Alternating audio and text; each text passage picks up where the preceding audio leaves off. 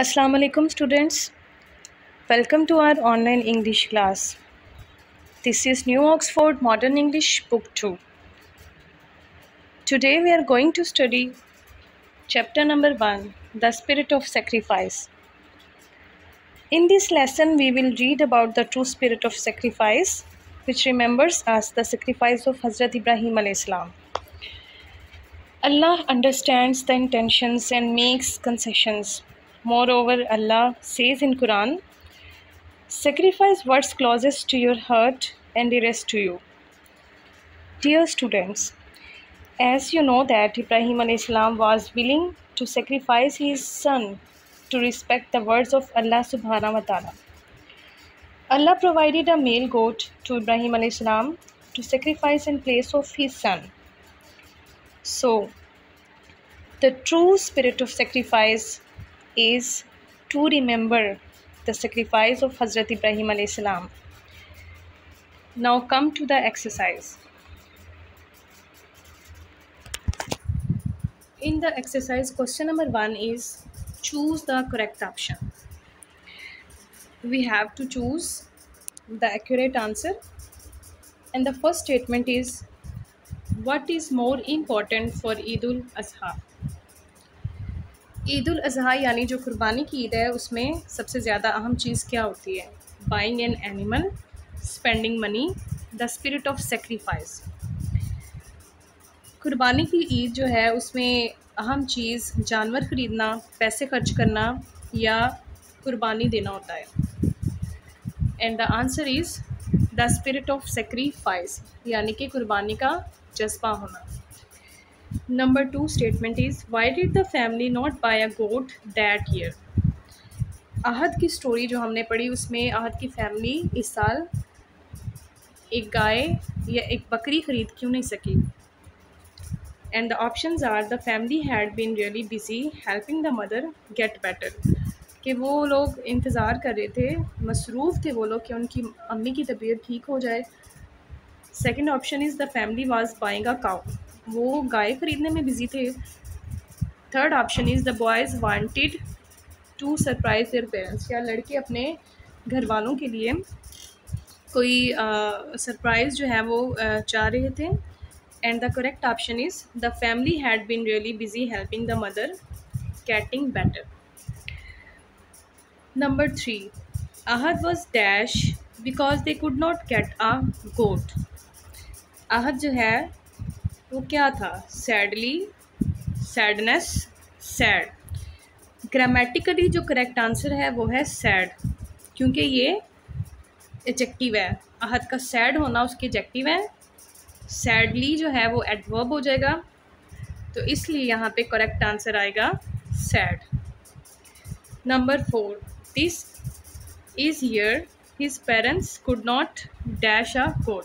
कि ये वो साल है जब उसके पेरेंट्स जो थे वो नहीं कर पाए गोट को क्या नहीं कर पाए. ऑप्शन है हमारे पास बाइंग, बाय, बॉट.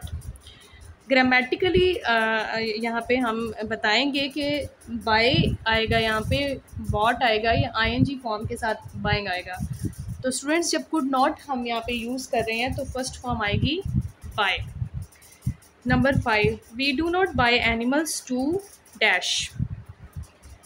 अगेन ये ग्रामेटिकली हमने बताना है. शोइंग ऑफ आएगा यहाँ पे, शो ऑफ या शो ऑफ, शोन ऑफ. तो यहाँ पे टू के बाद जो है हमेशा फर्स्ट फॉर्म ही आएगी, तो यहाँ पे लिखेंगे हम show off. Question number 2, write the T for true and F for false statement. Students इन स्टेटमेंट्स को पढ़ेंगे. ये हमारी story the true spirit of sacrifice उसमें से आई है ये. तो इन स्टेटमेंट्स को पढ़ के ये बताना है अगर तो ये ट्रू हैं यानी ठीक है तो यहाँ पे हम टी राइट कर देंगे, लेकिन अगर ये गलत यानी फॉल्स हुई तो यहाँ पे एफ राइट कर देंगे.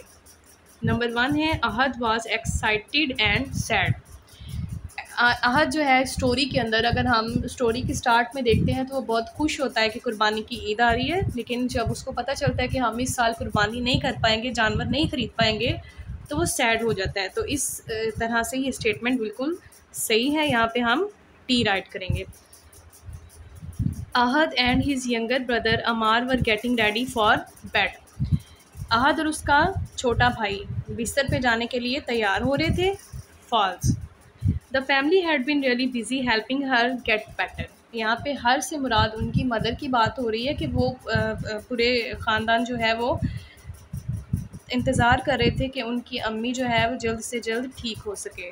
तो it is true statement. T write करेंगे यहाँ पे. Eid festival is not for animals.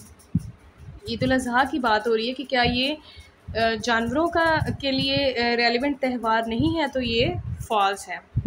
Sadia and Rida have a goat. Rida और सादिया ने इन्होंने गोट ख़रीदी थी. फॉल्स.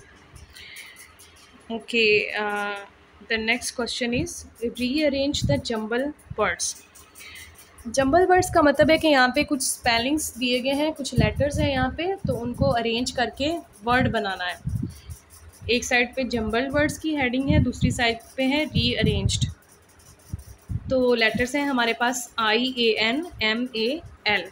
जब इनको अरेंज करेंगे तो वर्ड हमारे पास क्या बनेगा? Animal. PYLA play. NEYMO money. THMOER mother. PLHE help. Next grammatically question आ गया हमारे पास नाउन के बारे में. तो उससे पहले नाउन की डेफिनेशन है. Noun is the name of a person, place और थिंग. नाउन क्या है?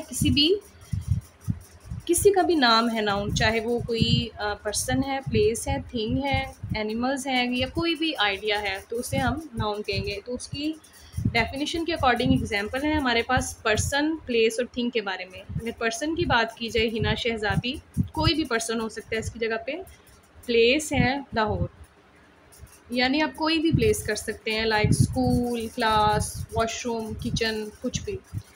नेक्स्ट थिंग है, तो यहाँ पे एग्जांपल राइट किया है चेयर. टेबल हो सकता है, क्लॉक हो सकता है, कुछ भी, जो कुछ भी आप देख सकते हैं वो सारा कुछ नाउन है, क्योंकि हर चीज़ का कोई ना कोई नेम होता है. ओके, डेफिनेशन कॉन्सेप्ट क्लियर करने के बाद क्वेश्चन नंबर 4 है activity. Underline all the nouns in the following paragraph. ये एक पैराग्राफ दिया गया है, इनमें से जितने भी नेमिंग वर्ड्स यानी नाउन्स हैं उनको करेंगे अंडरलाइन. पैराग्राफ पहले मैं एक दफ़ा कंप्लीट पढ़ देती हूँ, फिर इसमें आपको हाईलाइट ऑलरेडी किए हुए और बता देती हूँ कि ये नेमिंग वर्ड्स हैं.